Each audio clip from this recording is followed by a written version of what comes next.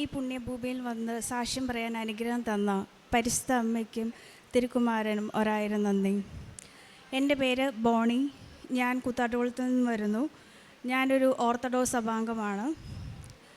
ഉടമ്പടി എടുക്കാനുണ്ടായ സാഹചര്യം എന്ന് വെച്ചാൽ, ജീവിതത്തിലെ എല്ലാ വഴികളും അടഞ്ഞൊരു സമയത്ത് ആണ് ഒരു കൃപാസന പത്രം കിട്ടുന്നത്. അപ്പോൾ അതിനെ ബേസ് ചെയ്താണ് ഞാനും എൻ്റെ ആൻറ്റിയും കൂടെ 2023 ജൂൺ 16 ഇവിടെ ആദ്യമായി വരുന്നത്. സോ ഫസ്റ്റ് ഉടമ്പടി എടുത്തപ്പോൾ എല്ലാവരെയും പോലെ തന്നെ അത് 100% കൊണ്ടുപോകാൻ സാധിച്ചില്ല. അപ്പോൾ ആദ്യത്തെ പ്രാവശ്യമൊന്നും സംഭവിച്ചില്ല. പക്ഷേ 1ാം പ്രാവശ്യം പുതുക്കലിലാണ് ഉടമ്പടിയെക്കുറിച്ച് കൂടുതൽ അറിയാനും അതിൽ പറഞ്ഞ കാര്യങ്ങളെല്ലാം നന്നായിട്ട് ചെയ്യാനും സാധിച്ചത്.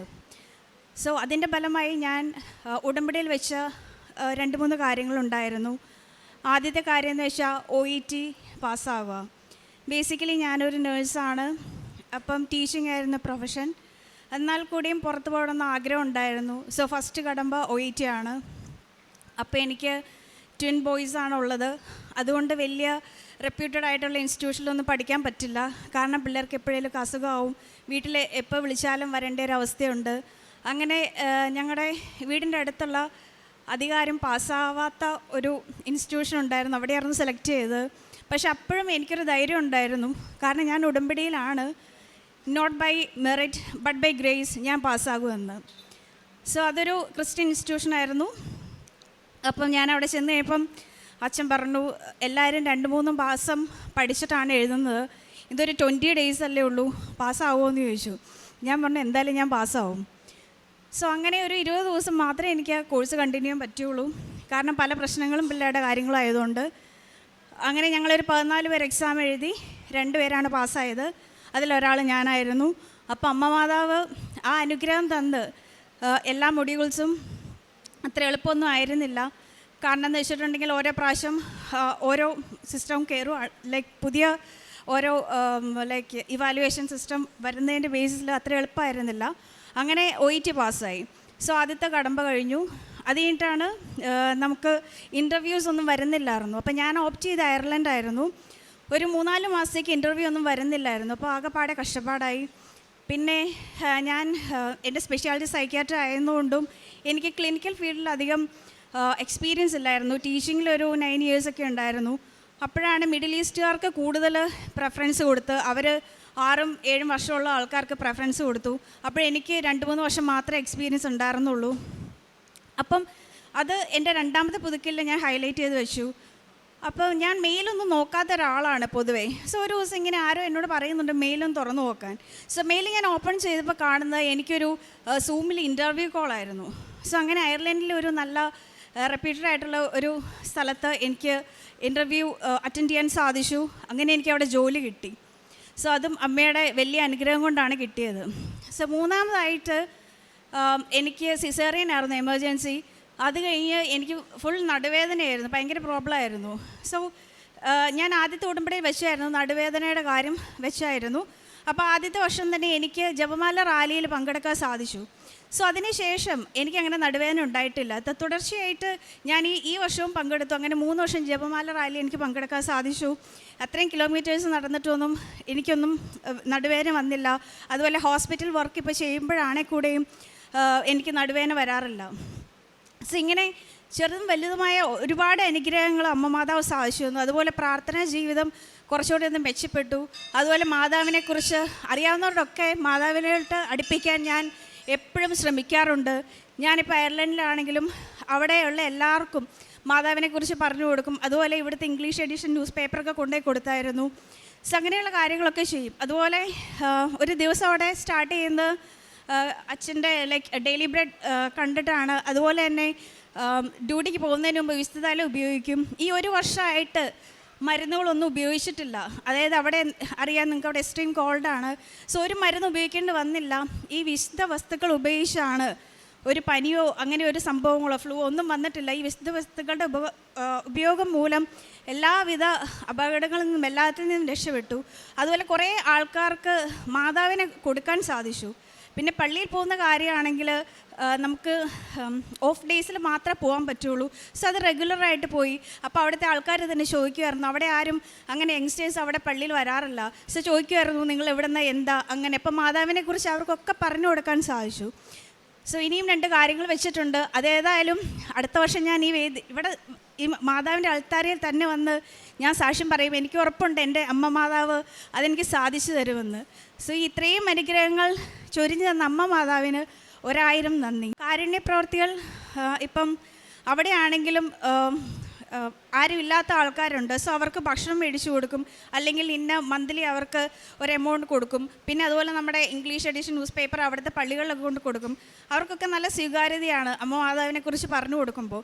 സോ നമ്മളെല്ലാ ദിവസവും പള്ളിയിൽ പോകുന്നതുകൊണ്ടും ഇങ്ങനെ കാര്യങ്ങൾ ചെയ്യുന്നതുകൊണ്ടും ഒത്തിരി ആൾക്കാർ ഈ നമ്മുടെ കൃപാസനത്തിനെക്കുറിച്ചും എല്ലാം അവർക്ക് പറഞ്ഞു കൊടുക്കാൻ സാധിച്ചു. അങ്ങനെ അമ്മയെ കൂടുതൽ പ്രകൃതിക്കാൻ എനിക്ക് സാധിച്ചു. ഇത്രയും വലിയ അനുഗ്രഹങ്ങൾ ഇപ്പോഴാണെങ്കിലും ഞാൻ ഈ റീസെൻ്റ്ലി ഡാഡിയനെ കൂടെ ഹോസ്പിറ്റലിൽ പോയപ്പോഴാണെങ്കിലും അവിടെ ഞാൻ കണ്ടു എൻ്റെ കൂടെ പഠിച്ച് OET പാസ്സായി ഹൈസ്കോറോട് പാസ്സായ ആൾക്കാർ ഇപ്പോഴും പോകാൻ സാധിക്കാതെ നിൽക്കുന്നത്. അതുപോലെ തന്നെ ആപ്റ്റിറ്റ്യൂഡ് ടെസ്റ്റ് ലൈക്ക് OET പാസ്സായാലും അവിടെ കയറണമെങ്കിൽ ആപ്റ്റിറ്റ്യൂഡ് എന്ന് പറഞ്ഞ ടെസ്റ്റ് ഉണ്ട്. അതിന് 2 അറ്റംപ്റ്റേ ഉള്ളൂ. സോ അതിലും ഫെയിലായിട്ട് നാട്ടിൽ വന്ന കുറേ പിള്ളേരെ എനിക്കറിയാം.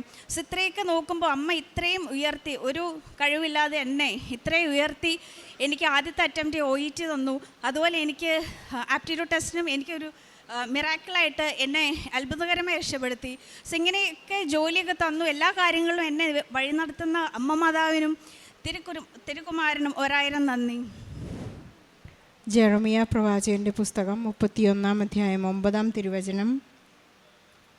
കണ്ണീരോടെയാണ് അവർ വരുന്നത്, എന്നാൽ ഞാൻ അവരെ ആശ്വസിപ്പിച്ച് നയിക്കും. ഞാൻ അവരെ നീരൊഴുക്കുകളിലേക്ക് നയിക്കും. അവരുടെ വഴി സുഗമമായിരിക്കും, അവർക്ക് കാലിടറുകയില്ല. എന്തെന്നാൽ ഞാൻ ഇസ്രായേലിന് പിതാവാണ്, എഫ്രായിം എൻ്റെ ആദ്യജാതനും. ബോണി ബേബി എന്ന ഈ മകൾ പ്രത്യക്ഷീകരണത്തിൻ്റെ ആക്കണമേ എന്നുള്ള ഒരു വലിയ പ്രാർത്ഥനയോടെ ഇവിടെ വന്ന് ഉടമ്പടിയെടുത്ത് പ്രാർത്ഥിച്ചപ്പോൾ മകൾക്കുണ്ടായ ജീവിതത്തിലെ വലിയ വലിയ അത്ഭുതങ്ങളെക്കുറിച്ചാണ് ബോണി ഇവിടെ നമ്മോട് പങ്കുവച്ചത്. 2ാമത്തെ പുതുക്കലിലാണ് ഒരു വലിയ അത്ഭുതം ബോണിക്ക് സംഭവിച്ചത്. OET പാസ്സാകണമെന്നുള്ള ഒരു വലിയ ഉദ്ദേശത്തോടെയാണ് വന്നതെങ്കിലും തൻ്റെ ജീവിതത്തിലുണ്ടായ വലിയ വലിയ ആധ്യാത്മിക മാറ്റത്തെയും അത്ഭുതത്തെയും കുറിച്ചാണ് ബോണി എടുത്തെടുത്ത് നമ്മോട് പങ്കുവെച്ചു കൊണ്ടിരുന്നത്. 2ാമത്തെ പുതുക്കലിൽ OET പാസ്സായി. അതുപോലെ തന്നെ വളരെയധികം പേരെ ഈശോയിലേക്ക് അടുപ്പിക്കുവാനായിട്ട് ബോണിക്ക് ഈ ഒരു OET എന്ന പരിശ്രമം, അല്ലെങ്കിൽ താൻ എഴുതിയിട്ടുള്ള എല്ലാ പരീക്ഷകളും മറ്റുള്ളവരെ സഹായിക്കുവാനും ഈശോയുടെ സ്നേഹം പകർന്നു കൊടുക്കുവാനും പരിശുദ്ധ അമ്മയെക്കുറിച്ച് കൂടുതൽ പറയുവാനും ഒക്കെയുള്ള വലിയ സാധ്യതകളായിട്ടാണ് ബോണി നമ്മോട് പങ്കുവയ്ക്കുന്നത്. ഒരു ഉറപ്പിൻ്റെ അനുഭവമാണ്.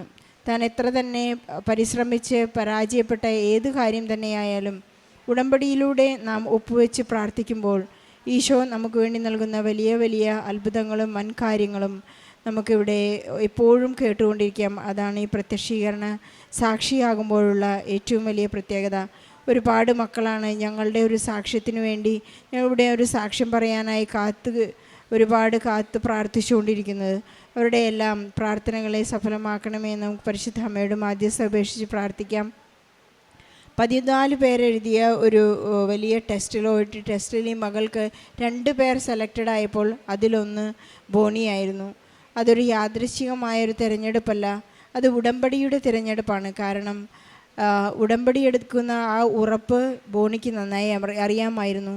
ഞാൻ ഉടമ്പടി എടുത്ത വ്യക്തിയാണ്, അതുകൊണ്ട് എനിക്ക് പരിശുദ്ധ അമ്മ ഈശോയിൽ നിന്ന് ഈ അത്ഭുതം എനിക്ക് വേണ്ടി സംഭവിക്കുമെന്നുള്ളൊരു വലിയ ഉറപ്പ് ബോണിക്കുണ്ട് എന്നുള്ള ആ ഒരു വലിയ നിശ്ചയദാർഢ്യം വരുന്നത് നമ്മുടെ ജീവിതാവസ്ഥകളിൽ നിന്നാണ്. നമ്മുടെ പഴയ കാലത്തിലേക്ക് എത്തിച്ചു നോക്കുമ്പോൾ നമുക്കറിയാം, ഞാൻ അങ്ങനെ ആയിരുന്നില്ല. ഞാനിപ്പോൾ ഈശോയിലേക്ക് കൂടുതൽ അടുത്തു. പരിശുദ്ധ അമ്മ എന്നെ കൂടെ നടക്കുന്നുണ്ട്. എനിക്ക് എത്ര തന്നെ മെറിറ്റില്ലെങ്കിലും എൻ്റെ അയോഗ്യതകളിലെല്ലാം കൃപ നിറഞ്ഞിട്ടുള്ള ഒരു വലിയ വിജയമാണ് ഇന്ന് ഈ മകൾക്ക് ലഭിച്ചിരിക്കുന്നത്.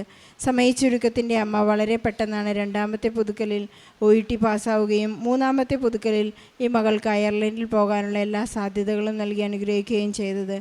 3 വർഷമായിട്ടുണ്ടായിരുന്ന കണ്ടിന്യൂസ് ആയി ഉണ്ടായിരുന്ന നടുവേദന ഇന്ന് അതിൻ്റെ അല്പം പോലും വേദനയോ ലാഞ്ചനയോ ഇല്ല.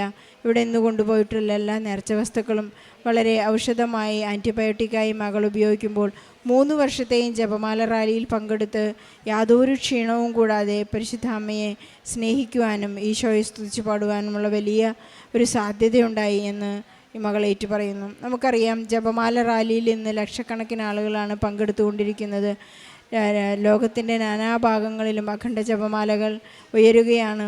എല്ലാ ദേവാലയങ്ങളിലും എപ്പോഴും 24 മണിക്കൂറും ഏതെങ്കിലും ഒരു ദേവാലയങ്ങളിൽ വിശുദ്ധ ബലി അർപ്പിച്ചുകൊണ്ടേയിരിക്കുകയാണ്.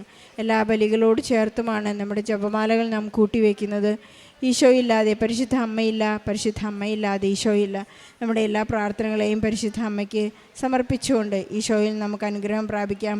മാതാവിനെക്കുറിച്ച് പറയാനുള്ള ഈശോയുടെ അത്ഭുതങ്ങളും നമ്മുടെ ജീവിതത്തിലും മറ്റുള്ളവരുടെ ജീവിതത്തിലും അന്വർത്ഥമാകാനുള്ള ഒരുപാട് സാഹചര്യങ്ങളെ നമ്മുടെ ഈ പത്രവിതരണത്തിലൂടെ നമുക്ക് സാധിച്ചെടുക്കാം. നാം ഓരോ പത്രം കൊടുക്കുമ്പോഴും ഈശോയുടെ അത്ഭുതങ്ങളെയും ഇവിടെ നടന്നുകൊണ്ടിരിക്കുന്ന വലിയ വലിയ മഹാകാര്യങ്ങളെയും, മഹാനായവൻ എനിക്ക് വലിയ കാര്യങ്ങൾ ചെയ്തു തന്നിരിക്കുന്നു എന്നാണ് പരിശുദ്ധ അമ്മ മാഗ്നിഫിക്കാത്ത സ്തോത്രഗീതത്തിൽ പാടുന്നത്. അതുപോലെ നമുക്കും പാടുവാനുള്ള, സ്തുതിക്കുവാനുള്ള ഒരു വലിയ സാഹചര്യം ഉണ്ടാകട്ടെ എന്ന് നമുക്ക് ആഗ്രഹിക്കാം.